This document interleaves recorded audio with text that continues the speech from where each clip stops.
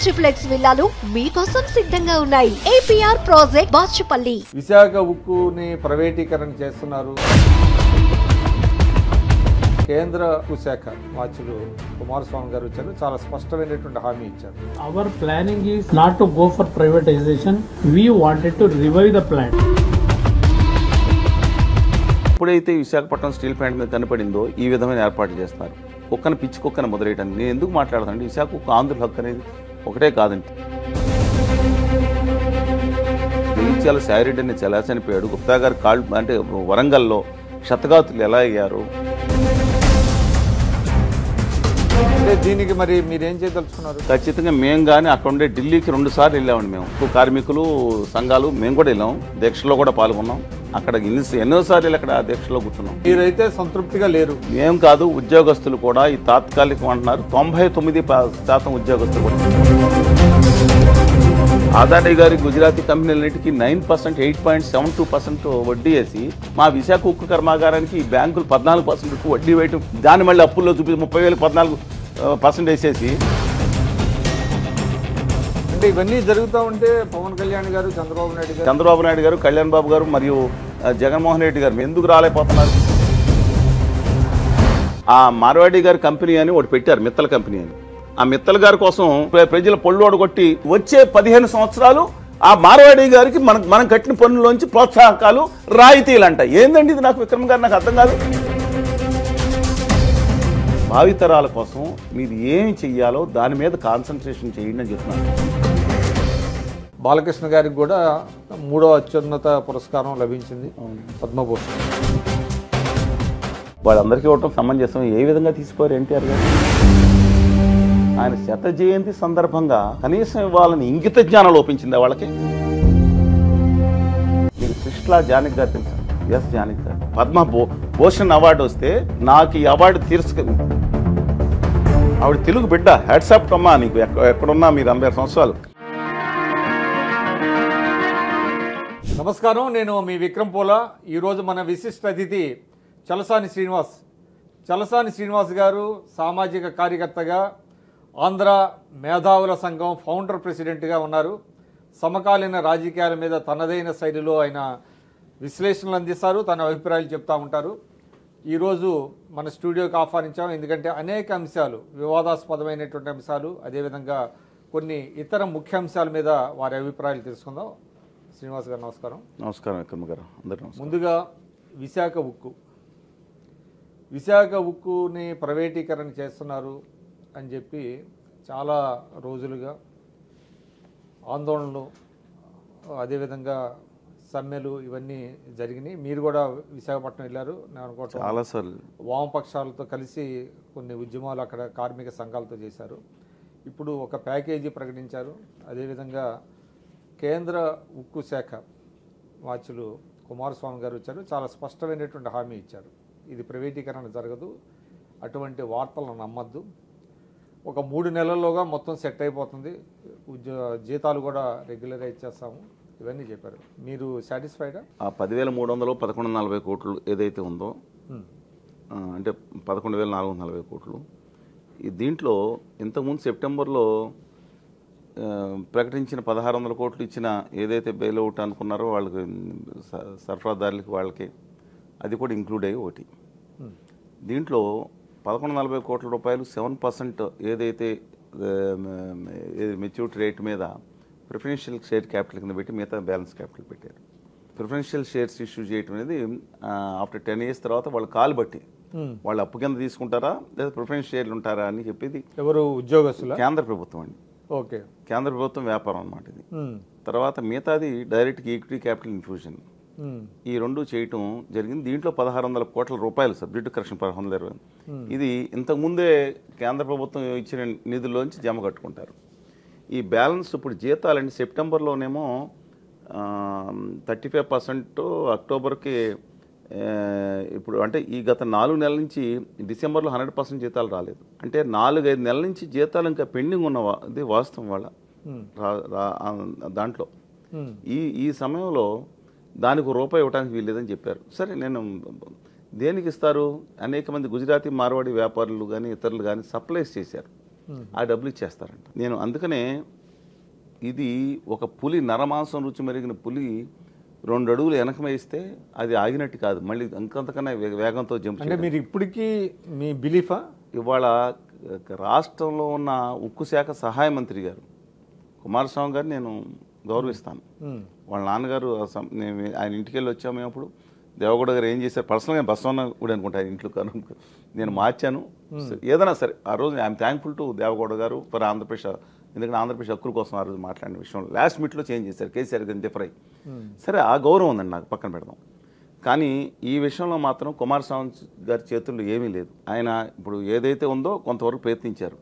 ఆయన పర్మనెంట్ కాదు, అక్కడున్న గుజరాతీ మారవాడి వ్యాపారులు పర్మనెంట్ అయిపోయారు. ఎక్కడ కేంద్రాన్ని శాసిస్తుంది, వాళ్ళు పాలిస్తుంది వాళ్ళే, వాళ్ళ కింద 2 అనుచరులు ఉంటారు, అదానీ గారు అండుకో. ఇవాళ ఎప్పుడైతే విశాఖపట్నం స్టీల్ ప్లాంట్ మీద కనపడిందో ఈ విధమైన ఏర్పాట్లు చేస్తున్నారు. కుక్కను పిచ్చి కుక్కను మొదలెయటానికి నేను ఎందుకు మాట్లాడతానండి, విశాఖ ఆంధ్రుల హక్కు అనేది ఒకటే కాదండి, తెలుగు జాతి హక్కు. ఏం ఉందని ఆంధ్రాతో లేదా విశాఖతో అనుబంధం ఉందని ఆదిలాబాద్లో ఉద్యమాలు సాగినాయి. జగిత్యాల సాయిరెడ్డిని ఎలా చనిపోయాడు, గుప్తా గారు అంటే వరంగల్లో క్షతగాతులు ఎలా అయ్యారు, ఆ ఎంత త్యాగాలతో అమృతరావు గురించి మాట్లాడే ఇక్కడ నేను ముందర తెలంగాణ ఆంధ్రుల హక్కు అని మనం మాట్లాడతాం కదా. అందుకని నేను ఆదిలాబాద్ నుంచి వస్తున్నాను, వరంగల్ నుంచి కర్నూలు అనంతపురం నుంచి వస్తున్నాను తాడికొండ నియోజకవర్గానికి. అక్కడి నుంచి ఒక అమృతరావు గారి దీక్షతో, ఆమరణ దీక్షతో మేము మా ప్రాంగణంలో అమృతరావు గారి విశాఖ ఉక్కు కోసం మేము చేసిన దీక్ష, ఆమరణ దీక్ష ఏదైతే ఉందో దాంట్లో సదాశివరెడ్డి గారి రైల్వే జోన్ కోసం ఆ టైంలో పైన అమృతరావు గారి ప్రాంగణం అని పెట్టామండి. ఇమ్మినెంట్ అంటారా? ఇది తప్పదు, నేను చెప్పాను నరమాంసం రుచిపోయిన పులికి 2 అడుగులు వెనక్కేస్తే దీన్ని పిచ్చుకోకని ముద్రేయడానికి చేసిన చర్యగా భావించాలి. ఎందుకంటానంటే ఫస్ట్ అండ్ ఫార్మోస్ట్ చేయాల్సింది, దయచేసి అందరూ ఆలోచించాల్సింది, ఇది టెంపరీ కాదు. మనం అడుగుతుంది, మేము కానీ అక్కడ కానీ అడిగింది దానికి పూర్తి స్థాయిలో 2 mines, coal and iron ore mines కేటాయిస్తే స్టీల్ రేట్స్ వాళ్ళు చాలా కాంపిటేటివ్, అంటే చాలా పోటీని ఎదుర్కొంటున్నాయి, మాంద్యాన్ని ఎదుర్కొంటున్నాయి. ఈ నేపథ్యంలో మనకి కొన్ని ప్రైవేట్ కంపెనీలకు వచ్చే పిట్రేట్ ప్లాంట్స్లో వచ్చే దానికి మనం విశాఖపట్నం స్టీల్ ప్లాంట్లో కొనుక్కున్న దానికి దాదాపు అంటే ఇప్పుడు మనం 7,000, 6,000, 8,000 పడుతుందండి దానికి. అదే కనుక చాలా ప్రైవేట్ ప్లాంట్కి 1,500 రూపాయలు పడుతుంది. ఈ 6,000 రూపాయలు మెరకేల్స్ చేస్తుంది. మామూలుగా అయితే కనుక వీళ్ళు చేసిన దానికైతే మనకు లెక్క ప్రకారం 5,000, 6,000 కోట్లు లాభం రావాలి. ఎందుకు నష్టం వస్తున్న పరిస్థితి అంటే రేపు పొద్దున ఈ 11,000 కోట్లు ఆల్రెడీ 1,600 కోట్లు సర్దేశారు. మిగతా కూడా బాకీదారులకి వాళ్ళకి ఇచ్చే కార్యక్రమాలు ఉన్నాయి. అదే గుజరాతీ మారవాడి వ్యాపారులు ఎవరు చేశారో కాంట్రాక్టులు కూడా ప్రైవేట్ వాళ్ళకి బ్లాస్ట్ ఫర్నేస్కి సెక్యూరిటీస్ ఈఎస్ఎఫ్ అని కాదని ప్రైవేట్ వాళ్ళకి ఇద్దామని టెండర్ పిలిచారు.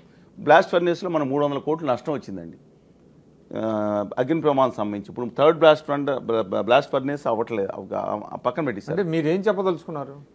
ఇది అమౌంట్ ఏదైతే ఉందో ఇది తాత్కాలికమే, ఇది మళ్ళీ లాస్ వచ్చింది, మేమేం చేయలేం, ఉద్దీపన ప్యాకేజ్ ఇచ్చాం కదంటారు. దీనికి శాశ్వత పరిష్కారం చేయడానికి దృష్టి పెట్టట్లేదు. సెయిల్లో విలీనం జరిగితేనే, సెయిల్లో విలీనం కూడా అక్కర్లేదండి, డైరెక్ట్గా మైన్స్ కేటాయించవచ్చు ఇవాళ. లేదంటే సెయిల్లో విలీనం అనేది ఆ రోజుల్లో వద్దనుకుంది, ఎందుకంటే మన గవర్నమెంట్ సెపరేట్గా దాంట్లో చేస్తే ఎక్కడెక్కడి నుంచి వస్తారు, దీనికి ఒక ప్రత్యేక తరహాతో ఉండాలి. దీనికి మరి మీరేం చేయదలుచుకున్నారు? ఖచ్చితంగా మేము కానీ అక్కడ ఉండే ఢిల్లీకి 2 సార్లు వెళ్ళామండి. మేమంటే విశాఖ ఉక్కు కార్మికులు సంఘాలు మేము కూడా వెళ్ళాం, దీక్షలో కూడా పాల్గొన్నాం. అక్కడ ఎన్నోసార్లు వెళ్ళి అక్కడ దీక్షలో కూర్చున్నాం.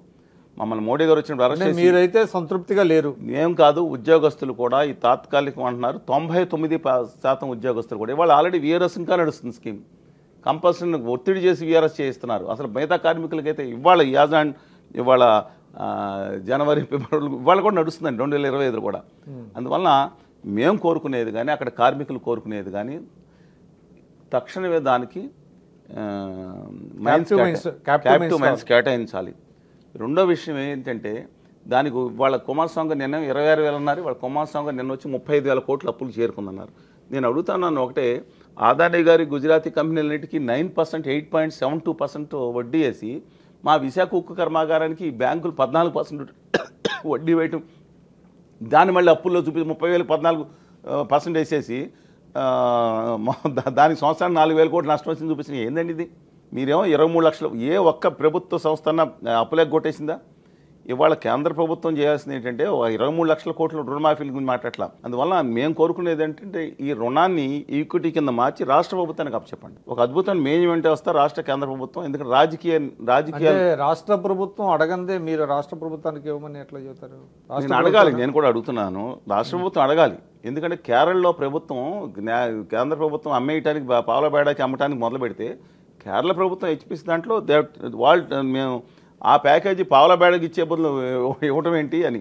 ఇవాళ విశాఖ ఉక్కు కర్మాగారం విలువ 4,000 కేంద్ర ప్రభుత్వం ప్రకటించిన ప్రకారం 4,500 కోట్ల రూపాయలు లోపని అన్నారు. మళ్ళీ దాన్ని ఎన్హాన్స్ చేసి ఇప్పుడు 7,000 crores అంటున్నారు. ఇది ఎవరన్నా నమ్ముతారండి? 1972లో ఇవన్నీ జరుగుతూ ఉంటే పవన్ కళ్యాణ్ గారు, చంద్రబాబు నాయుడు గారు, పవన్ కళ్యాణ్ గారు మాట చెప్పారు, కేంద్ర ప్రభుత్వం లేదు ఉంటారా? నేను రాజకీయ నాయకుల గురించి ఎందుకు కొంత ప్రయత్నం చేయొచ్చు, కానీ పవన్ కళ్యాణ్ గారు అనౌన్స్ చేయగానే ఒక ఫస్ట్ మాట అన్నారు, కేంద్ర ప్రభుత్వం ఆలోచించే తీసుకుని దేశం దృష్టి అని అన్నారు. తర్వాత సవరించుకున్నారు, అమరావతిలో దీక్ష పెట్టారు. First and foremost. రెండోది ఏంటంటే చిత్తశుద్ధి ఉండాలండి. ఇవాళ చిత్తశుద్ధి ఉండాలి. వీళ్ళ ముగ్గురు కలిసి పోరాడు ఒకే వేదిక మీద, వాళ్ళని చెప్తున్నాను, ఒకే వేదిక మీద చంద్రబాబు నాయుడు గారు, కళ్యాణ్ బాబు గారు మరియు జగన్మోహన్ రెడ్డి గారు, మిగతా మేము అందరం ఉంటాం, నేను జయలక్ష్మణ్ గారు అందరం ఉంటాం, సిపిఎం సిపిఐ కూడా ఉంటాం. ఎందుకు రాలేకపోతున్నారు? పోరాటంలో చిత్తశుద్ధి లేదా? నైవేలి లిగ్నైట్ ఏ సమస్య మీద ఇట్లాగా ప్రతిపక్షం నా పక్కన నా ఐడియా అదే ఉంటుందండి. నా ఫేస్బుక్ నా పక్కనేమో ఇక్కడ వైకాపా, ఇటు పక్కనేమో తెలుగుదేశం, ఇటు పక్కన జనసేన, అందరినీ కలిపికెళ్ళి ఉద్యమం చేశాను నేను. ఏ ఇష్యూ మీద మన రాష్ట్రంలో అధికార పక్షం ప్రతిపక్షం కలిసి వెళ్ళి ఉమ్మడిగా ఫైట్ చేసినటువంటి ఇష్యూస్ ఏమైనా ఉన్నాయి? హోదా విభజన హామీలు ఇటు పక్కన ఇద్దరిని తీసుకెళ్లాను. ఒకే మీరు తీసుకెళ్ళటం కాదండి. ఇప్పుడు మీరు ఏం చెప్తున్నారు? రాష్ట్ర ప్రభుత్వం ప్రతిపక్షాన్ని కలుపుకొని వెళ్ళాలి, జగన్మోహన్ రెడ్డి గారు కూడా రావాలి, పవన్ కళ్యాణ్ గారు, చంద్రబాబు గారు కూడా ఉత్తర భారత విషకోగుల నుంచి బయటికి రావాలి. ఏ ఇష్యూ మీద ఈ విధంగా రెండు హోదా మీద మీరు కాదంటున్నా, మీరు ఒక సంస్థగా మీరు చేశారు. నేను చేసినప్పుడు అందరూ కలిసి వచ్చారు. విశాఖ ఉక్కు కార్మికుల సంస్థ చేస్తున్నారు, అందరూ వస్తున్నారు. ఆల్ పార్టీ మీటింగ్ రావడం వేరండి. అన్ని పార్టీలు ప్రభుత్వం ఆహ్వానిస్తే వస్తాయి. ఆల్మోస్ట్ ఒకటో రెండో కార్మిక సంఘాలు పెట్టినప్పుడు సభలోకి వచ్చారండి అందరూ. కార్మిక సంఘాలు పెట్టినప్పుడు ప్రతినిధులు వస్తారు. నేను అనేది అగ్రనాయకత్వం ఇట్లాగా ఒకే వేదికను పంచుకొని రాష్ట్ర ప్రయోజనాల దృష్ట్యా మేము కలిసామనేది ఎప్పుడైనా గతంలో జరిగిందా? గతంలో జరిగిందంటే ఇతర రాష్ట్రాల్లో మొన్నే పినరయి విజయన్ గారు ఇంతకుముందు ప్రతిపక్ష నాయకుడు అది వరదలకి హెలికాప్టర్లు తీసుకెళ్ళి ఇవన్నీ అవి తీసేయండి. తమిళనాడులో మన రాష్ట్రంలో జరగటువంటి ఇంతకుముందు డెఫినెట్గా పిలిచినప్పుడు పివి నరసింహారావు గారు మీకు తెలుసు కండి, ముఖ్యమంత్రిగా ఉండగా ఆయన దిగిపోవడానికి ముందు అన్ని పక్షాలంటే స్వతంత్ర పార్టీ వాళ్ళు కూడా ఒప్పుకున్నారు ఏదైనా నిర్ణయం తీసుకో అంటే. ఒక ముఖ్యమైన లాస్ట్ టైం కూడానండి చంద్రబాబు నాయుడు గారు సభకు పిలిచినప్పుడు జగన్మోహన్ రెడ్డి గారు రాలేదు. ఆయన డిమాండ్ చేసి మిగతా అన్ని పక్షాలు వచ్చింది. మొట్టమొదటిసారి మిగతా వామపక్షాలు రానన్న ఒకళ్ళిద్దరు నేను తీసుకెళ్ళాను. సరే నేను ఇక్కడ కోరుకునేదంటే సబ్జెక్ట్ ఓరియంట్గా మనం చూస్తే కావాల్సింది ఏంటంటే ఫస్ట్ క్యాపిటల్ మైన్స్, సెకండ్ ఈ లోనుని ఈక్విటీ కింద మార్చండి, థర్డ్ మీరు ఏదైతే ప్లాంట్ ఇప్పుడు డబ్బులు ఇస్తున్నారో దాని కెపాసిటీ పెంచి దానికి కావాల్సిన క్యాష్ ఏదైతే అంటే వర్కింగ్ క్యాపిటల్ ఏదో ఉందో మళ్ళీ వెళ్ళకుండా వర్కింగ్ క్యాపిటల్ పెట్టి మీరు ఎల్ఎన్టీ కంపెనీ తరహాతో అద్భుతం మేనేజ్మెంట్ సిస్టమ్ పెట్టండి. ఈ ఫ్యాక్టరీ ఈ దేశానికి కానీ రాష్ట్రానికి కానీ సంవత్సరానికి 3,000 ఈవెన్ వర్స్ట్ కండిషన్లో కూడా 3-4 వేల కోట్ల రూపాయలు తిరిగి అందిస్తుంది. ఈ దేశానికి 45,000 కోట్ల రూపాయలు పన్నుల రూపేణా డివిడెండ్ రూపేణా ఈ దేశ కేంద్ర ప్రభుత్వానికి ఈ ఫ్యాక్టరీ అందించింది. అది ఎవరు అది పట్టించుకోవట్లేదు. నష్టం అంటారు ఏంటంటే, అంటే నువ్వు లాభం దొబ్బుకుపోయినట్టు దొబ్బుకుపోయి మీ ప్రభుత్వాలు ఆల్ ప్రభుత్వాలు కానండి ఇవాళ అడ్డంగా ఈ ప్రభుత్వం చంపేయడానికి చూస్తే దీన్ని నష్టాలు పెట్టింది. కాంగ్రెస్ ప్రభుత్వం తక్కువ అంటే it is the case with every PSU అండి. దీని నవరత్న హోదా వచ్చిందండి. మళ్ళీ నవరత్న హోదా ఇచ్చారు, లాభాలు వెళ్ళింది. 2019లో నేను చెప్పలే, కుమారస్వామి గారు చెప్పారు. శ్రీనివాస్ గారు నైవేలి లిగ్నైట్ సమస్య వచ్చినప్పుడు పొరపాటున కేంద్ర ప్రభుత్వం మంత్రి మాట్లాడిన వెంటనే ప్రైవేటైజేషన్కి నిర్ణయం కూడా అనలేదు. ఏమో చేయాల్సనగానే తమిళనాడు వాళ్ళు పట్టుకోగానే కిక్కురుమ్మడిగా తోక ముడుచుకుని పారిపోయారు. పోరాట తత్వం లేదంట అనిపిస్తాం. బానిస రాజకీయాలని వాళ్ళు చేస్తుంటే దురదృష్టవశాత్తు అది. వీళ్ళు మనతో ఏదన్నా మాట్లాడవచ్చు. బట్ ఫార్చునేట్లీ వాళ్ళ పాస్ వచ్చిందండి. వాళ్ళ పాస్ వచ్చింది. ఒక పాస్ అనేది ఒక కామా వచ్చింది. ఫుల్ స్టాప్ రాలా దీనికి. కుమారస్వామి గారిని ఒకదానికి అప్రిషియేట్ చేస్తాను నేను. ఆయన పార్టీ కూడా ఆపరేషన్ బిర్డా అనేది మనం మాట్లాడుకుందాం. 2018 to 2031-32 ఏదైతే ఆపరేషన్ గరుడా తర్వాత వచ్చిందంటే ఆయన పార్టీ కూడా ఆదాని గారి పార్టీ కబ్జా చేసే దాంట్లో ఉంది. కానీ ఇప్పుడు సరెండర్ అయిపోయారు. ఏం మాట్లాడారంటే, నేను ఒక్క విషయం దయచేసి గమనించండి, మొత్తం దేశంలో ఉన్న వాళ్ళందరూ గమనించాలి ఈ విషయాన్ని. గుజరాత్లో కంపెనీ పెడుతుంటే మైక్రో ఎలక్ట్రానిక్స్ వాళ్ళు పెట్టే పెట్టుబడిలో 65% కేంద్ర ప్రభుత్వం ఇచ్చేసే పరిస్థితి వస్తే, ఉద్యోగానికి ఒక ఉద్యోగం ఇస్తే నేను 5 లక్షలు ఇస్తానని లెక్కన 60%, 70%, 80% ఖర్చు ఇచ్చేస్తాను, ఈ దేశంలో ప్రపంచంలో అక్కడ చూడలేదని చెప్పి ఇచ్చిన స్టేట్మెంట్, మొట్టమొదటి స్టేట్మెంట్. తర్వాత సైలెంట్ అయిపోయారు. మొత్తం ఆయనకు కూడా దక్షిణాది బతకాలని ఆకాశం ఉంటుంది. కానీ ఆ రోజు స్టీల్ ప్లాంట్ వచ్చినప్పుడు, 5వ స్టీల్ ప్లాంట్ పెట్టుకున్నప్పుడు తమిళనాడు సేలం భద్రావతి మీరు చూశారు కదా.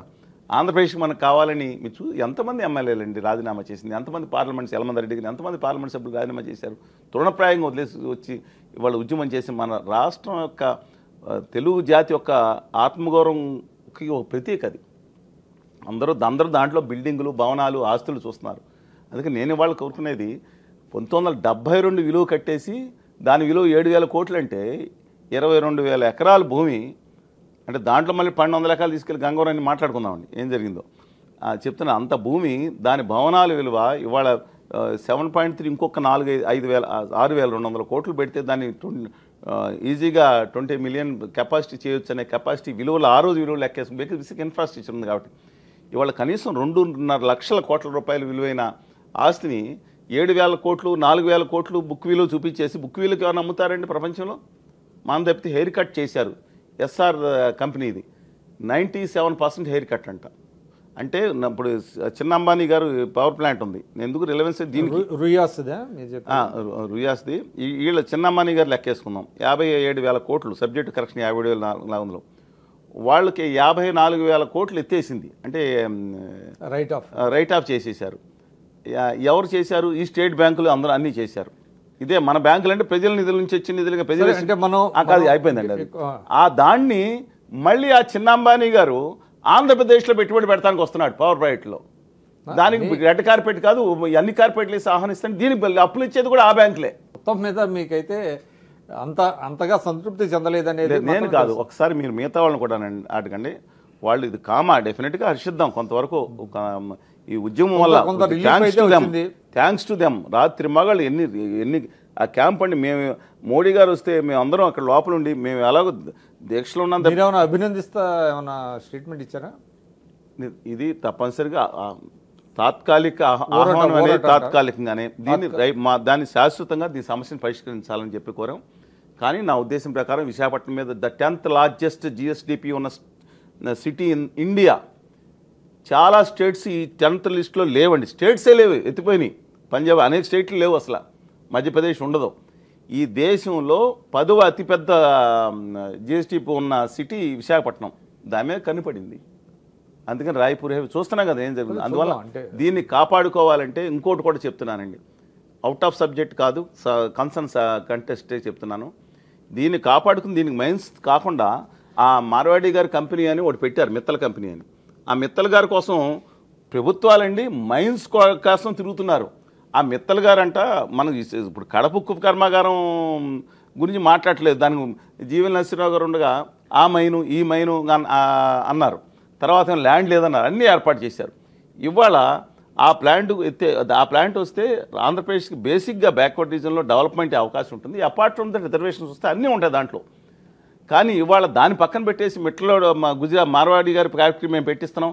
దానికోసం మళ్ళీ నేను చెప్తున్నా సబ్జెక్ట్కి ఎందుకు మాట్లాడుతున్నా అంటే 15 సంవత్సరాలు ఇవాళ పొళ్ళు ఓడగొట్టి ప్రజల పొళ్ళు ఓడగొట్టి విద్యుత్ ఛార్జీలు పెంచాల్సిన పరిస్థితి వచ్చిందని వాళ్ళు చెప్తున్నారు. సరే వేరే సంగతి.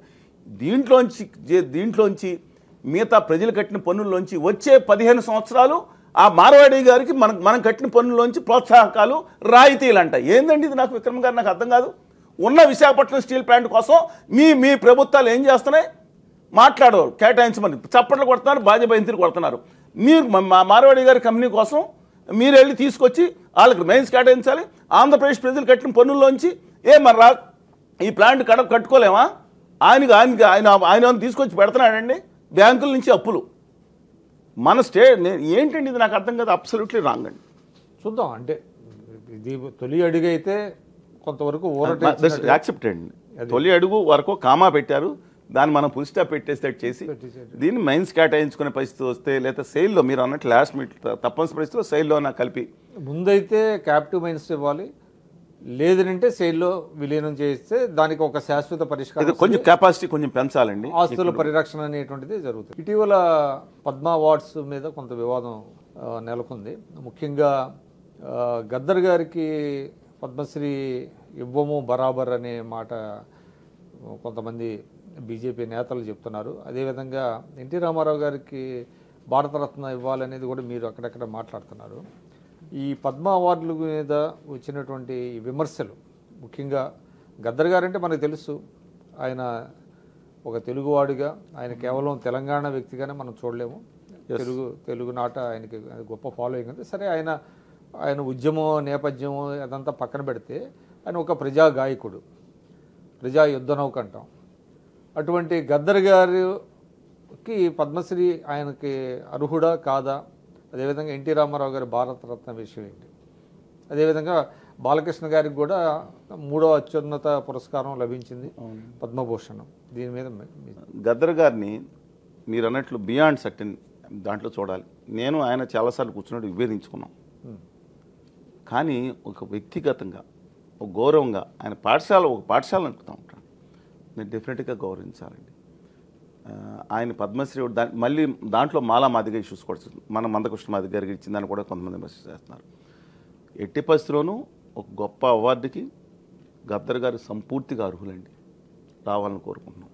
తర్వాత మందకృష్ణ మాదిగ గారి మీద కూడా ఇవ్వటం ఏంటి మేము అనేది, అంటే నువ్వు ఇస్తే రేవంత్ రెడ్డి గారి మీద నాగిస్తే నీకు ఏమైందని వాళ్ళ నిన్న మందకృష్ణ గారు రేవంత్ గారిని ఇచ్చి, రేవంత్ గారు ఏమో మందకృష్ణ గారికి ఇవ్వద్దాం అనలేదు. కానీ నేను ఇప్పుడు చెప్తాను, మందకృష్ణ గారికి ఇవ్వడానికి కూడా హర్షిద్దాం. ఎందుకంటే తెలంగాణ కాదు, తెలుగు రాష్ట్రాల్లో అదర్ దాన్ సినిమా నటులు తప్ప ఒక మీటింగ్ పెడితే ₹1 ఆయన చేతితో నుంచి ఖర్చు పెట్టకుండా 1,00,000 మందిని తీసుకొచ్చే కెపాసిటీ ఉందని అనేక సార్లు ప్రూవ్ చేశారు.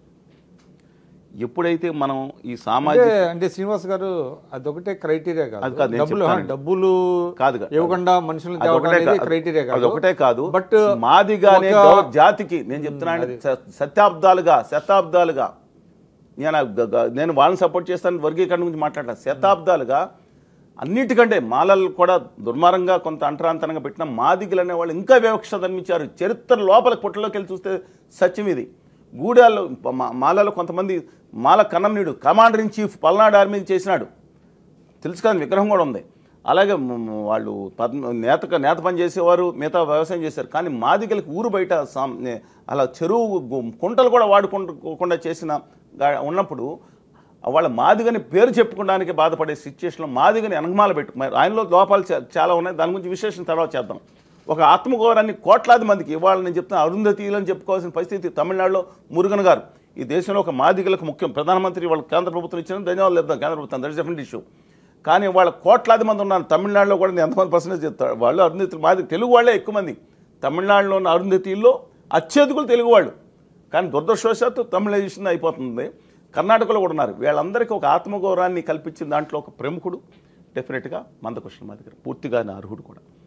అంటే ఒక చైతన్యాన్ని తీసుకొచ్చాడు మీరు అన్నట్టు. లేదండి, this near to accomplish is ఏది గోల్, నియర్ టు అకాంప్లిష్. ఇప్పుడు వర్గీకరణ అనేది మనం నేను ఉద్యమం చేసాం అనుకోండి, వాళ్ళ సమైక్యాంధ్రాది అప్పుడు ఉద్యమం చేసినప్పుడు సరే అది రాదని పక్కదారి పట్టించిన రాజగోపాల్ గారు ఉన్నారు. వస్తే ప్రమాదం, వస్తే ఈ పని చేయాలని చెప్పి కేంద్రానికి నివేదికలు ఇచ్చాం. హోదాతో వచ్చింది ఏదో ఒకటి సాధించి అంటే అరుణ్ జైట్లీ గారు చెప్పాలని చాలా ఉన్నాయండి, ఏమీ సాధించలేదని కాదు, వాళ్ళు లేకపోతే అడిగేవాడే లేడు. మేము బాధపడి అందుకని డెఫినెట్గా ఆయన అకాంప్లిష్ చేసిన దాంట్లో డెఫినెట్గా వాళ్ళకి ఆత్మగౌరవాన్ని ఫస్ట్ అది మనం లెక్కలు పెట్టి కొలవలేము ఎంత వచ్చిందని. రెండోది ఇదైతే వర్గీకరణ ఎంతవరకు వెళ్ళిందని సుప్రీంకోర్టు ఉషా మెహ్రా కమిటీ నుంచి ఇవాళ వరకు డెఫినెట్గా అది అందువలన. కానీ తెలంగాణ ప్రభుత్వం ఇచ్చిన దాంట్లో మిగతా వాళ్ళకి చుక్కా రామయ్య గారికి కానీ వాళ్ళకి కానీ కేంద్ర ప్రభుత్వం విస్మరించడం తప్పు. వాళ్ళు వామపక్షం వైపు ఉన్నారు, అబ్సల్యూట్లీ రాంగ్ అని నేను అది ఇక దాని గురించి పద్మ అవార్డుల గురించి చెప్పాలని చాలా లంబాసోడ ఉందండి, ఎవరెవరికి ఇచ్చారనేది. భారతరత్న గురించి మీ సెకండ్ పాయింట్కి వస్తాను. భగవంత్ రాయ్, పి వామన్, సత్యజిత్ రాయ్, భీమసేన్ జోషి అంచాడు, తర్వాత బిస్మిల్లా ఖాన్, వాళ్ళందరికీ భారతరత్న. ఇంకా చాలా పేర్లు ఉన్నాయి, చాలా మీకు తెలియదు, నాకు కూడా తెలియదు, నేను తెలుసుకుని తప్ప నాకు ముందు పేర్లు. వాళ్ళందరికీ ఇవ్వటం సమంజసం. ఏ విధంగా తీసిపోయారు ఎన్టీఆర్ గారు? ఆయన 100వ జయంతి సందర్భంగా కనీసం ఇవ్వాలని ఇంగిత జ్ఞానం లోపించింది వాళ్ళకి.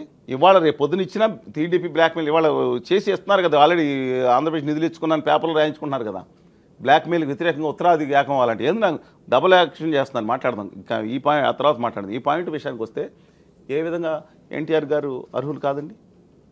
అంటే ఎన్నికలకు మీరు ఆల్రెడీ చేతిలో బానిస పార్టీలు పెట్టుకున్నారనుకుని ఇవ్వలేదు. అలా క్రితంసారి తెలంగాణలో మీకు అవకాశం కావాల్సి వచ్చింది. డెఫినెట్గా పివి నరసింహరావు గారు most deserved, no second thought in that. We respect him అండి. ఎలాట్ ఎందుకు ఇవ్వలేదండి? అందుకని దీని నిరసన నేను కొన్ని వార్తలు వచ్చిన how far it is true I don't no.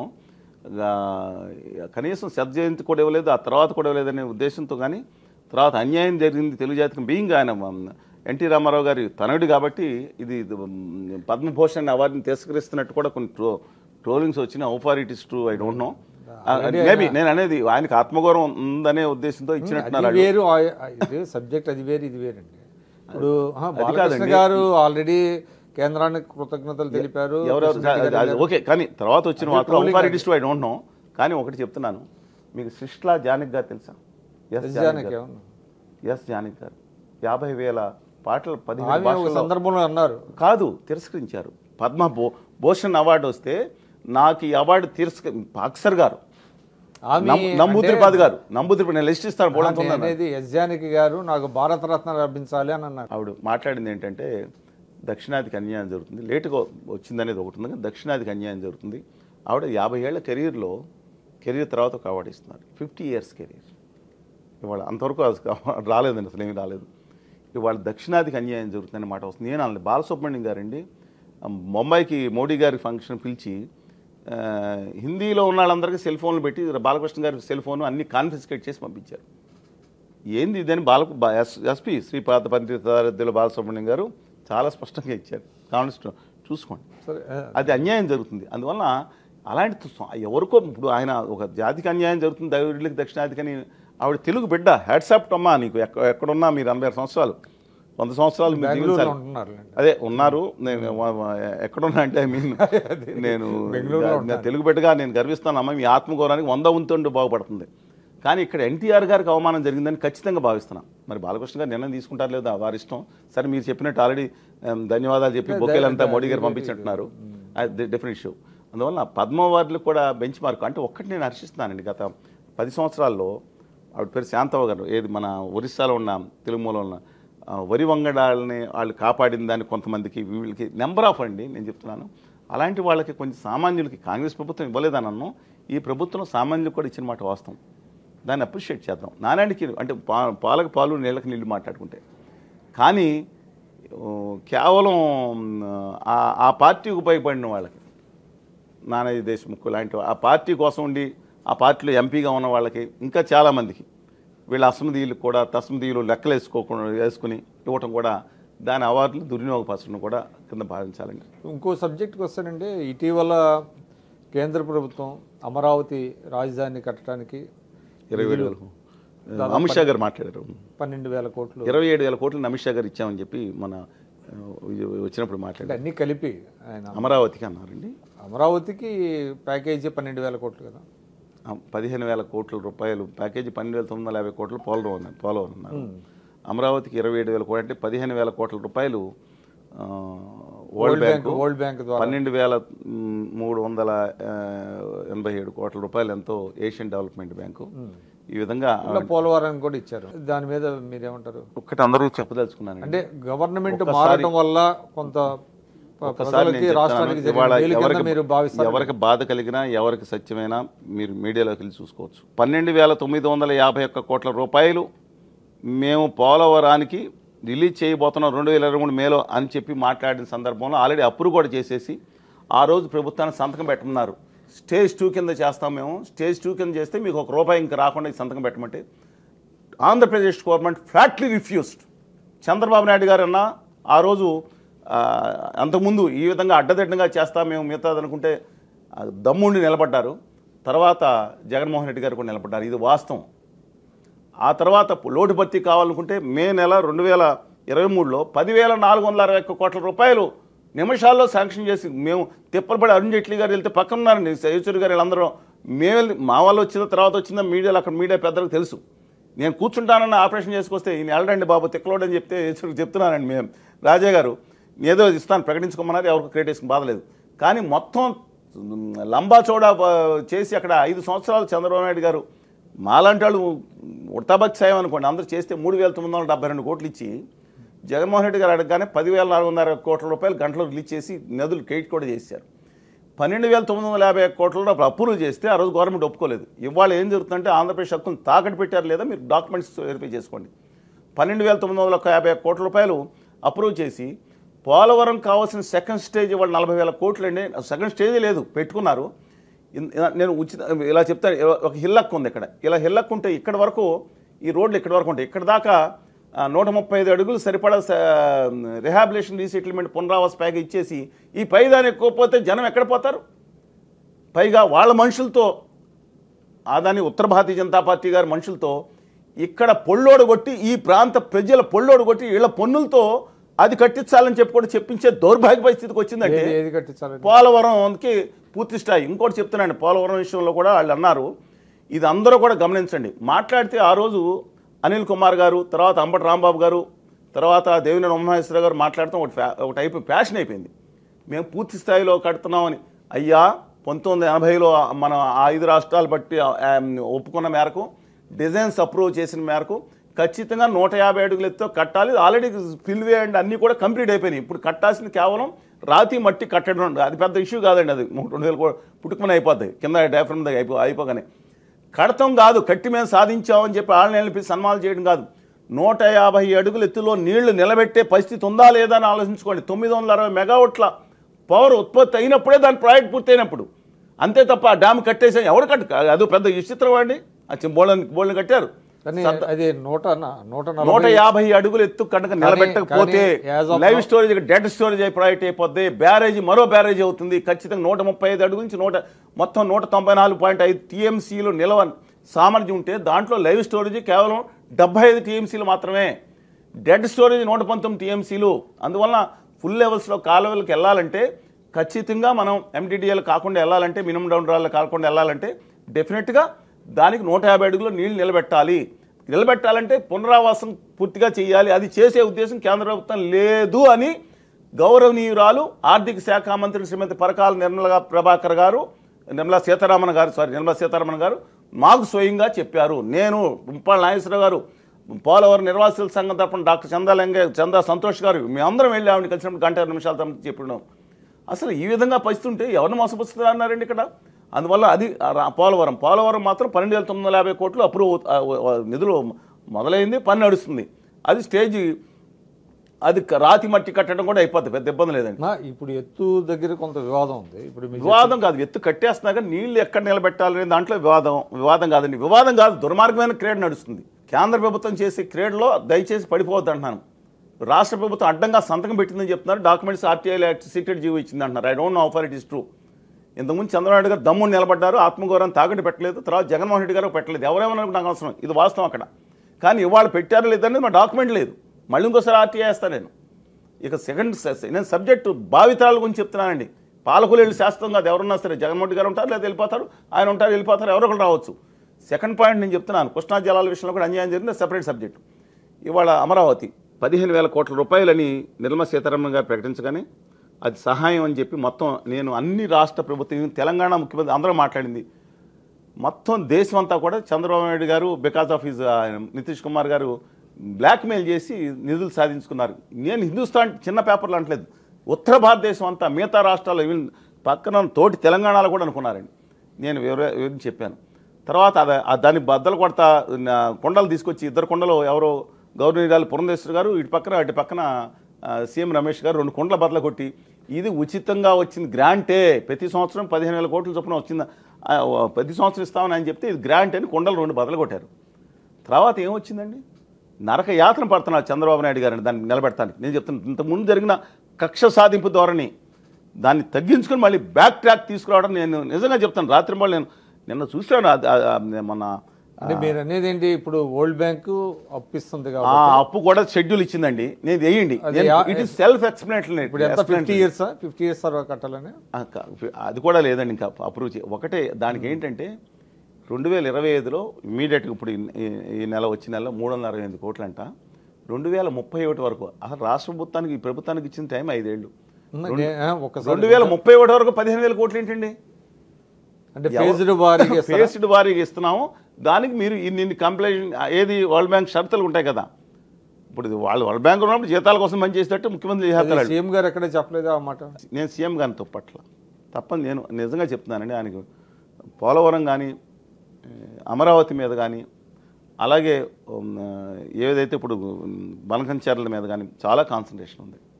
ఆయన ప్రయత్నం లోపం అంటలేదు, ధైర్యం, దిట్స్ డిఫరెంట్ ఇష్యూ.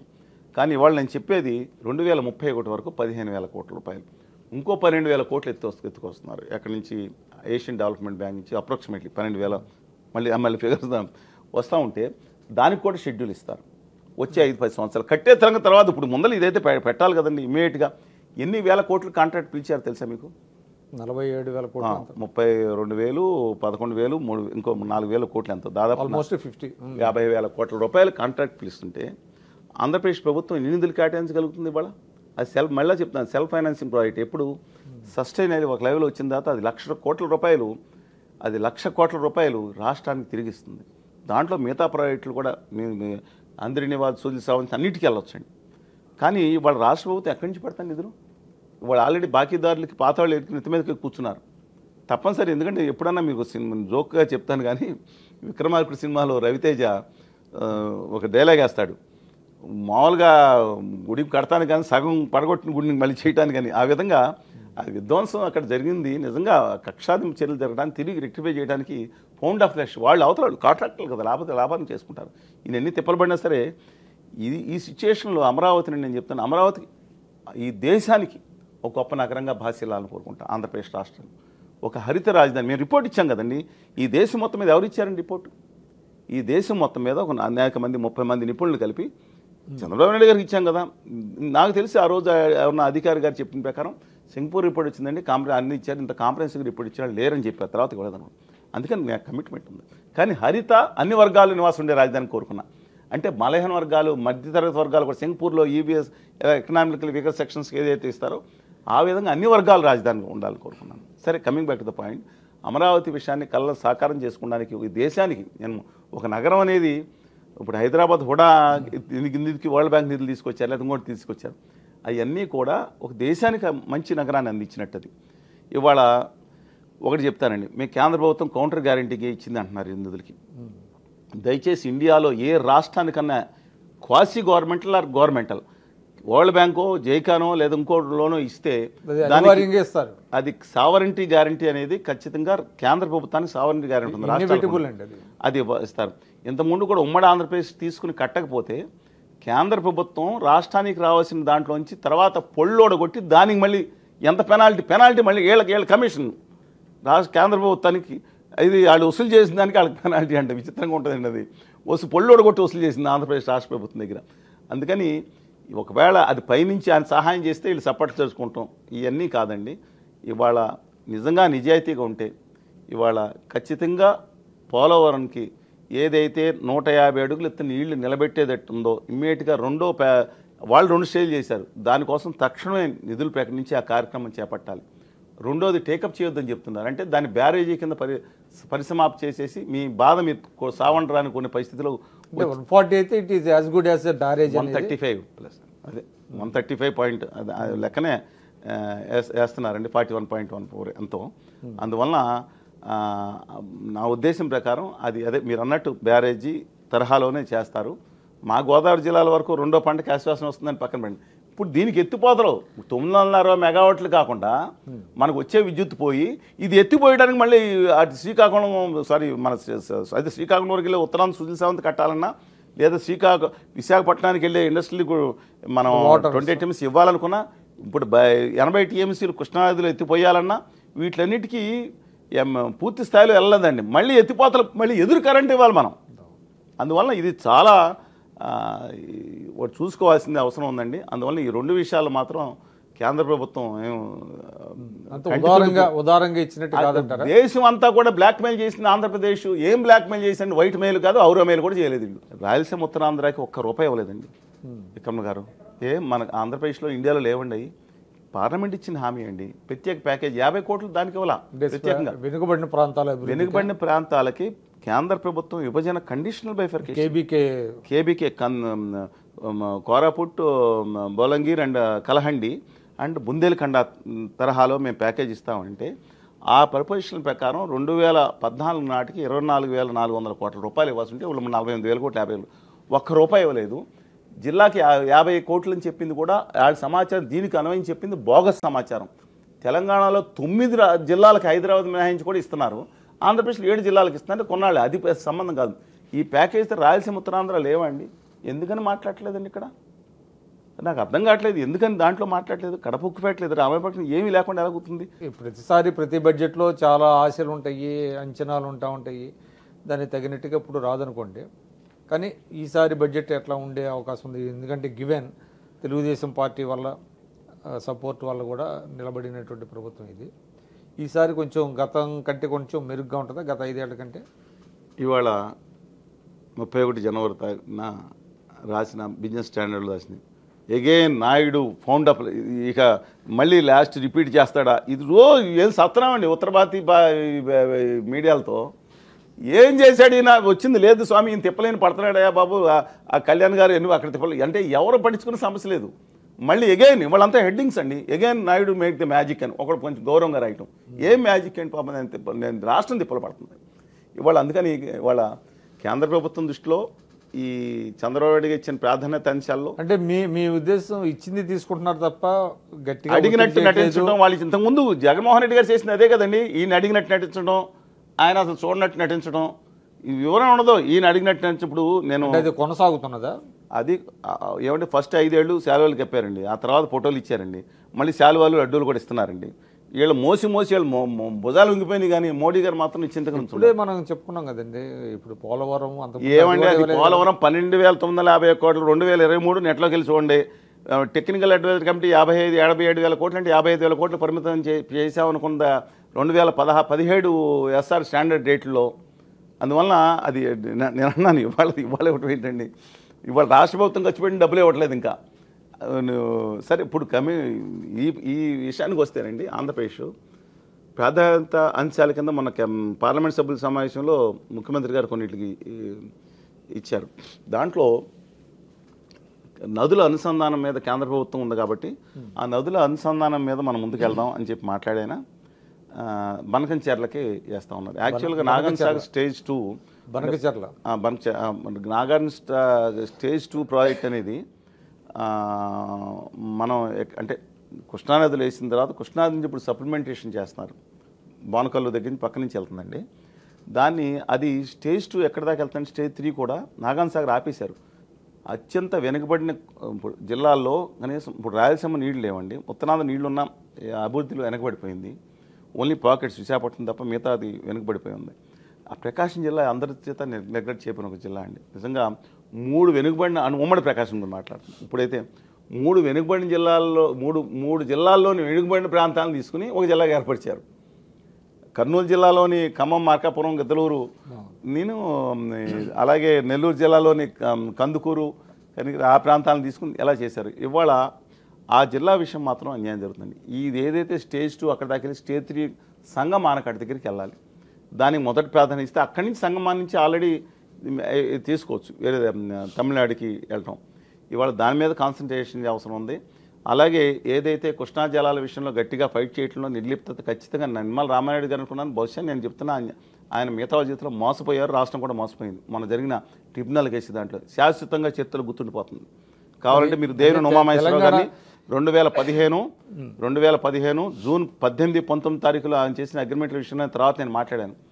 ఆయన కొంచెం తర్వాత నిజంగా నాకు కొంత కన్సర్న్ ఉంది, కొంత సబ్జెక్ట్ మీద అవగాహన ఉంది ఉమా గారు.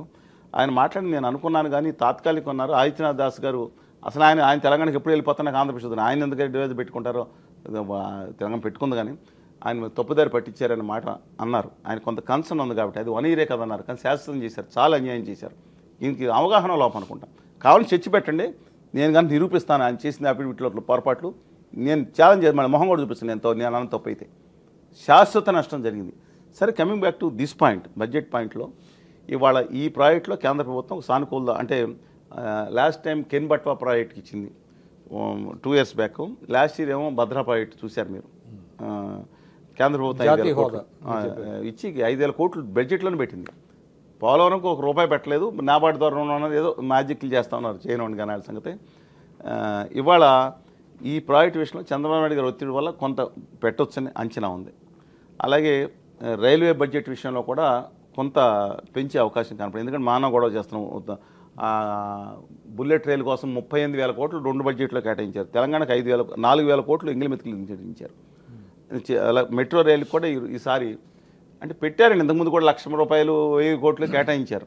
ఈసారి రైట్ ట్రాక్లో విశాఖపట్నం అయితే జరుగుతుందని అనుకుంటా ఉన్నాను. వాళ్ళు తిరగడానికి సరిపోయిందండి. 1,00,000 రూపాయలు ఇస్తే ఆయన ఎవరో ఫ్లైట్ బిజినెస్ క్లాస్లో వస్తాడు, కేంద్రప్రదేశ్ రైల్వే శాఖ కూర్చుని గెస్ట్ స్టార్ హోటల్ ఉంటాడు, దాన్ని వెళ్ళిపోయిన దానికి అయిపోయింది. ఇంకొక 2 లక్షలు రాష్ట్ర ప్రభుత్వాన్ని ఇమ్మంటాడు. 1,00,000 రూపాయలు కేంద్ర ప్రభుత్వ బడ్జెట్, అది అయిపోయింది. రాష్ట్ర ప్రభుత్వానికి అందరూ ఫెసిలిటేట్ చేసి వీళ్ళ ఖర్చు రాసుకుంటారు కదా. అది పెద్ద విచిత్రం అండి. తర్వాత చెప్పుకుందాం. ఇలాగే ఉంటాయి విచిత్రాలు. రూపాయి పెట్టింది ఏంటంటే వేరే సంగతి. సరే, అమరావతికి ఏదైతే రైల్వే ప్రాజెక్ట్ ఉందో దానికి కూడా కేటాయింపు ఖచ్చితంగా ఉండే అవకాశం ఉంది as per my knowledge is concern. ఈ ఒక పాజిటివ్, ఇవన్నీ పాజిటివ్. కానీ నెగిటివ్ ఏంటంటే మాత్రం ఆంధ్రప్రదేశ్కి ఇవాళ ఏదైతే రాయితీలు ఇవ్వాల్సి ఉందో ఇవ్వకుండా గుజరాత్కి తరలించుకెళ్ళిపోయారు. గిఫ్ట్ సిటీకి 100% ఎగ్జామ్షన్స్ తీసుకెళ్ళిపోయారండి. లక్షల కోట్ల రూపాయల బిజినెస్ దాన్ని క్రియేట్ చేశారు. అక్కడ గాంధీనగర్కి వాళ్ళు చేసుకుంటా ఉన్నారు. ధోలేరా సిటీకి డెవలప్ చేసుకుని ఏషియాలో నెంబర్ 1 సిటీగా ఆంధ్రప్రదేశ్ మాత్రం సర్వనాశనం చేసే విధంగా చేస్తున్నారు. నేను ఆంధ్రప్రదేశ్ విషయంలో ఇవాళ ఈ 2 కనుక ఆంధ్రప్రదేశ్ కనుక వస్తే కనుక మా ఆంధ్రప్రదేశ్ కానీ నా తెలుగు జాతిలో కానీ చెప్తున్నాను, అద్భుతమైన యువత ఉన్నారు. ఈ అద్భుతమైన యువత ఏంటంటే వీళ్ళకి అవకాశం మనం ఇవ్వాలి. వాళ్ళకి మీరు కనుక 10 నుంచి 15 లక్షల మంది ఉద్యోగాలు కల్పించాల్సిన ఫస్ట్ మీరు వాళ్ళని పారిశ్రామికవేత్తలుగా చేయండి. వాళ్ళు 1.5 కోటి ఉద్యోగాలు కల్పిస్తారు. ఏ కుర్రవాడు కట్టుకోవాల్సా, ఎక్కడుంది కట్టుకోవాల్సా, ఎక్కడుంది పెదబయలు, ఎక్కడుంది మన దోను, ఎక్కడుంది మన రేణిగుంట కానీ లేదంటే కలివాయి మండలం కానీ నెల్లూరు జిల్లాలో ఈ ప్రాంతాలన్నీ కూడా డెవలప్ అవ్వాలనుకుంటే అక్కడ యువత ఎవరికాళ్ళు అక్కడ ఉద్యోగం చేసుకోవాలనుకుంటే వలసవాదులుగా వెళ్ళి ముద్ర పడకుండా ఉండాల్సిన ఆత్మగౌరవంతో బతకాలనుకుంటే ఇవాళ ట్రంప్ గారు ఎలాగో రేపు పొద్దున్న ముహూర్తం పెడుతున్నాయండి. తర్వాత 70% ఉద్యోగాలని మిగతా వాళ్ళు కూడా మొదలుపెట్టింది. రాత్రి రేపు పొద్దున్న తిరిగి వచ్చి వెనకాలకి తల్లిదండ్రులకి ఎంతో కష్టపడి పంపిస్తే ఏ మొహం చూపిస్తారండి? వెళ్ళి సినిమాలకు వెళ్ళి చొక్కాలు చింపుకోమని చెప్తే ఆ పనిలో ఉంటారా? రాష్ట్రం దెబ్బతింటుందే. ఈ సమయంలో మనకు కావాల్సింది నా హంబుల్ రిక్వెస్ట్, దండం పెట్టి అడుగుతానండి ఇక్కడ రాష్ట్రంలో పాలకుల్ని. నేనేం దెబ్బలాట మంటలో వచ్చిన 7 నెలల్లో దయచేసి బడ్జెట్ చూసిన డిసెంబర్లోనే మీరు మాకు రాయితీలు ఇవ్వండి. ఈశాన్య రాష్ట్రాలకు 2027 వరకు పారిశ్రామిక రాయితీలు హోదాది వచ్చే కొనసాగుతున్నాయి. ఏ హామీ లేకుండానే గుజరాత్కు 100% ఎగ్జామ్స్ ఇచ్చారు. వాళ్ళకి 15 సంవత్సరాలు, మాకు 10 సంవత్సరాలు 11 సంవత్సరాలు కనీసం ఇవ్వండి. యువత బాగుపడతారు. ఒక తరం నష్టపోయింది వీళ్ళ దుర్మార్గ 10 సంవత్సరాల పాలన వల్ల. విభజన తర్వాత దండం పెడతాం. ఒక తరం నష్టపోయింది. మళ్ళీ చెప్తున్నాను, నిజంగా చెప్తున్నాను. నేను భావితరాల యువతల కోసం మాట్లాడుతున్నా. ధన్యవాదాలు. నాకు వాయిస్ ఎలాగో మేజర్ మీడియాలో ఎలాగో అంటే మీరు అన్నట్టుగా ఏంటంటే ఇప్పుడు అమెరికా నుంచి కనుక మళ్ళీ అమెరికా నుంచి మిగతా రాష్ట్రాల నుంచి కూడా యూత్ వస్తే వాళ్ళకు కూడా ఉద్యోగోపాధి అవకాశాలు ఉన్నాళ్ళండి. సంవత్సరానికి 2-3 లక్షల మంది బయటకు వస్తుంటే ఎన్నాళ్ళు వలస వెళ్తారండి? నేను మళ్ళీ చెప్తున్నాను, హైదరాబాద్ ఇంకా వలస కొనసాగుతుంది. ఇవాళ కాదు, కన్సిస్టెంట్గా. ఇంకోటి చెప్తాను, దయచేసి గమనించండి. నేను చెప్పిన తప్పు అయితే వెరిఫై చేసుకోండి. చాలామంది ఉన్నారు, మీ నెట్లో ఉన్నాయి, గూగుల్ తల్లి వికీ నాన్న రెడీగా ఉన్నారు. తల్లిదండ్రులను అడిగి తెలుసుకోండి. 2014లో ఆంధ్రప్రదేశ్లో software base exports less than 1,500 crores BPO కాదు బేస్. 2019 మే 29వ తారీఖు నాడు చంద్రబాబు నాయుడు గారు దిగిపోయే టైంకి base software exports less than 1,500 crores తగ్గింది. లేదండి, అంతే ఉంది. More or less similar. అంటే కంపెనీలు వచ్చినాయి, అప్పుడు హెచ్సిఎల్ మొదలైంది, టీచింగ్ స్టేజ్లో ఉంది.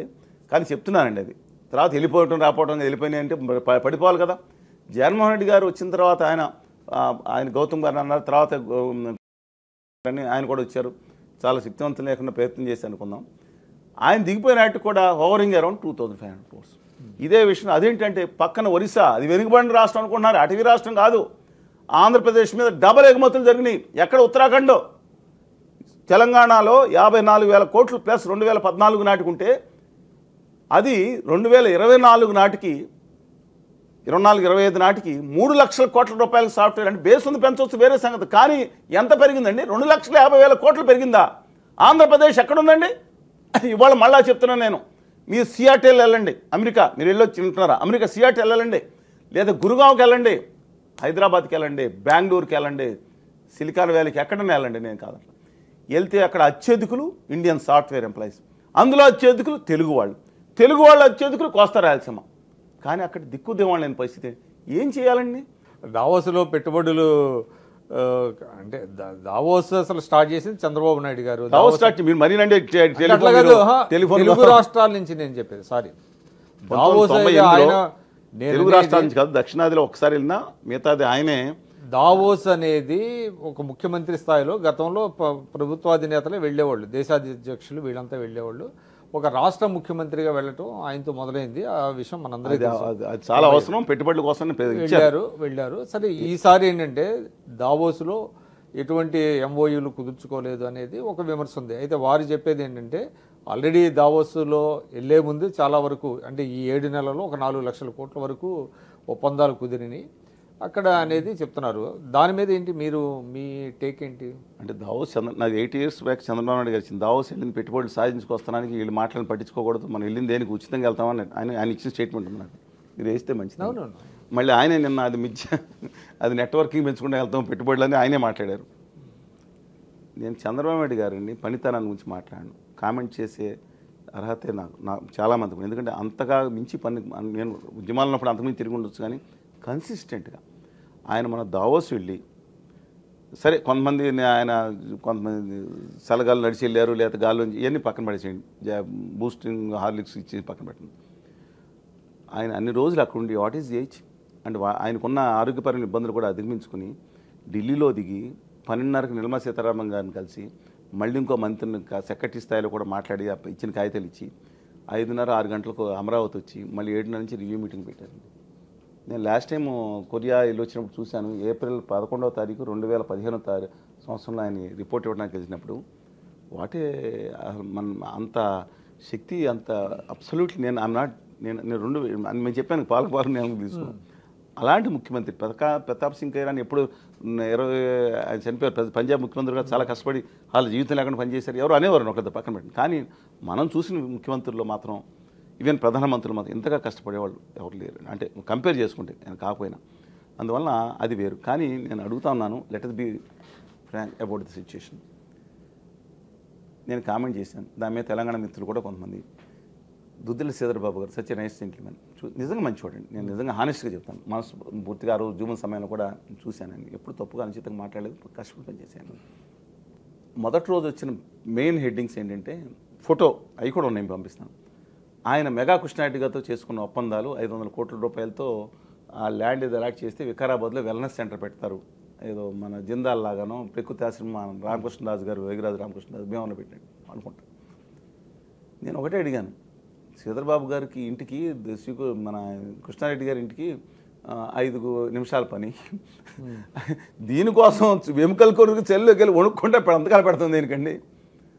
అలాగే మహారాష్ట్ర ముఖ్యమంత్రి ఇంటికి నివాస సదరేదో ఉంది, దానికి సజ్జన్ జిందాల్ గారి మన కేసుల విషయంలో జట్మలాని గారి కేసు విషయంలో వచ్చిన సజ్జన్ జిందాల్ గారికి డిస్టెన్స్ 3 నిమిషాలు ఉంటుంది, 3 లక్షల కోట్లు అక్కడికి వెళ్ళి పెట్టుకోవడం ఏంటి? అంటే అక్కడ దావోస్లో ఏమైనా చేస్తే సౌదీ అక్కడ స్విస్ బ్యాంక్ ఏమన్నా మనకేమన్నా 50,000 కోట్ల సబ్సిడీ ఇస్తుందని అడిగాను, కాదు. ఆ తర్వాత Telangana is able to overcome it with great the assistance of Jayesh Ranjan గారు, రేవంత్ రెడ్డి గారు. సరే, రేవంత్ రెడ్డి గారి మీద భాష మీద కొంతమంది మాట్లాడే విమర్శలు పక్కన పెట్టలేదు, కార్యం చూసుకుంటే ఏం చేసుకొచ్చాడని చూసుకుంటారు ముఖ్యం కదా.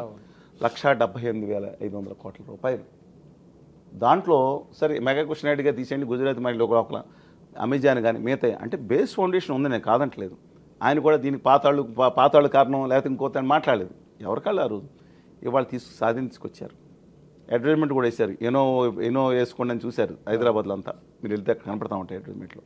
అందువలన ఐఎమ్ థ్యాంక్ఫుల్ తెలుగు జాతి పక్షాన ఆయన ఒక రాష్ట్రాన్ని తీసుకొచ్చిన ఐఎమ్ అప్రిషియేటింగ్ దట్. మహారాష్ట్ర ముఖ్యమంత్రి వడ్డించోడు మనాడైతే ఆఖరిని ఉన్నా లేకపోయినా తీసుకెళ్ళి ఇచ్చి పంపించారు. ఆల్రెడీ 15 లక్షల కోట్ల రూపాయలు ప్లస్ ఆయన సంతకాలని. గుజరాతీ అది వైబ్రెంట్ గుజరాత్ అని మీటింగ్లు పెట్టి 22-23లో 23,50,000 కోట్ల రూపాయలు ఆమోదించుకుని దాంట్లో 9,64,000 కోట్ల రూపాయలు 60,000 కోట్ల రూపాయలు పైబడి ఆల్రెడీ ఇంప్లిమెంటేషన్ పెట్టేశారు. వచ్చే 3 ఏళ్ళలో వస్తాయి, 5 ఏళ్ళలో వస్తాయి, ఈ సోది సుత్తి కబుర్లు కాదండి. ఆంధ్రప్రదేశ్ విషయంలో మాత్రం ఇంతకుముందు చంద్రబాబు నాయుడు గారు మేము తీసుకొచ్చాం లాస్ట్ టైం అని చెప్పారు. జగన్మోహన్ రెడ్డి గారు అక్కడికి వెళ్ళి ఎముకలు సరే కోడిగుడ్లు ఎముకలు అంటే మీరు ఫైనల్గా చెప్పదలుచుకుంది ఏంటి?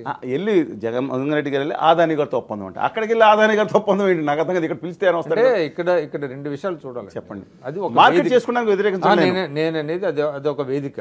అక్కడ అందరూ వస్తారు. అది ఒక వేదిక. అక్కడ ఒక నెట్వర్కింగ్ జరుగుతుందని చెప్తున్నారు. సో పెడితే తప్పేముంది? అక్కడ ఇక్కడే పెట్టాలి. ఎలటాన్ని తప్పు పట్టట్లేదు. తిరిగి నేను ఎలటాన్ని మన యొక్క ఆంధ్రప్రదేశ్ లేదా తెలంగాణ వాళ్ళని మనం ప్రదర్శించడానికి నేనేం తప్పు పట్టట్లేదు. కానీ అనవసరం బూస్ట్ కాకుండా నేను ఏం చేయాలో కూడా చెప్తాను ఇఫ్ ఇట్ ఇస్ పాసిబుల్. నేను చెప్పింది నేను పదే కూడా అది చెప్తున్నా. ఆంధ్రప్రదేశ్లో హైయెస్ట్ ఎండ్ ఎక్కడ ఉంటుందండి? రెంటచింతల పిడుగురాళ్ళ ప్రాంతాల్లో. మీరు మిట్ట మధ్యాహ్నం మే 15వ తారీఖున మధ్యాహ్నం 1 గంటకు ఏసీ లేకుండా మీటింగ్ పెట్టి మా విభజన హామీలు వచ్చి 100% ట్యాక్స్ ఎక్స్టెన్షన్ ఇస్తున్నాం పెడితే రండి అని పెడితే ఏ కంపెనీ రాదండి? మిట్ట మధ్యాహ్నం ఏసీ కూడా పెట్టక్కర్లా. ఆ రోజే కదా గంట బాధపడతాం, తర్వాత మనకు వస్తుంది కదా వస్తారు. ఇక గుజరాతీ మార్వాడీలు అయితే 24 గంటల ముఖ్యమంత్రి ఇంటూ చీమల దండిలాగా చేరిపోతారు. మీరు ఎవరోనంటండి, ఇప్పుడు నేను చెప్తున్నాను, ఆకాశంలో మొబ్బులు చూసి ముంత పగలు కొట్టుకుందంట. మన చేతిలోకి రైట్ ట్రయల్గా రావాల్సిన హక్కులను వదిలేసుకుని దేశం అంతా తిరిగి ప్రపంచం అంతా తిరిగితే కొంత ఉపయోగం ఉంటుంది. అస్సాం కూడా వస్తాయి. కానీ నేను అనేది అది వేరు ఇది వేరు కదండి. ప్రయత్నాలు జరుగుతానే ఇది బ్రాండ్ ఇమేజ్ పెంచుకుంటాం, తప్పు కాదు. జగన్ గారు వెళ్ళారు, లేకపోతే వెళ్ళలేదు, చంద్రబాబు నాయుడు గారు వెళ్ళారు. బ్రాండ్ ఇమేజ్ గురించి నేను మాట్లాడేది. ఆదాని గారు తప్పని చేసుకుంటే రేపు వీళ్ళు కూడా చేసుకోవచ్చు. రేపొద్దున అక్కడ దావోస్లో జరిగిన దానికోసం మాకు ఇది పెట్టాం. ఏంటి అంటే అసలు నేను అలాంటి వాటిని చేయండి, కానీ ప్రాధాన్యత మర్చిపోతున్నారు. ఇక్కడ మనకు రావాల్సిన రాయితీలు కనుక సాధించుకుంటే వాళ్ళే మన దగ్గరికి వస్తారు, కాళ్ళ దగ్గరికి వస్తారు. మనం వెళ్ళి వాళ్ళ కాళ్ళ దగ్గర చూడక్కర్లేదని నేను మీ ద్వారా అంటే విభజన హామీలని వచ్చే ఇన్సెంటివ్స్ ఏదైతే ఉన్నాయో దానికోసం దృష్టి పెట్టండి కొంచెం ఢిల్లీలో అని నేను చెప్తున్నానండి. పోనే ఎవరికి ఇవ్వలేదు అనుకుంటున్నాం. 2027 మార్చి వరకు ఈశాన్య రాష్ట్రాల్లో కొన్నింటిలో కొనసాగుతున్నాయి కదా. ఈజ్ యాజ్ ఆన్ టుడే అది ముగిసిన చాప్టర్ అనేది నీచ నికృష్ట మీరేమన్నా ముఖ్యమంత్రి గారికి లేఖ రాయటం కానీ అలాంటి ఏమైనా? ముఖ్యమంత్రి గారికి అపాయింట్మెంట్ కావాలని మా సాధన సమితి సహాయ కార్యదర్శి కన్సిట్ సురేష్ బాబు గారు ప్రతి నెలకు ఒక లెటర్, అంటే నాకైతే ఎవరు మిత్రులు పేరు చెప్పడం అవసరంగా మీరు వచ్చి కలవండి అని చెప్పారు బొకే ఇవ్వడానికి.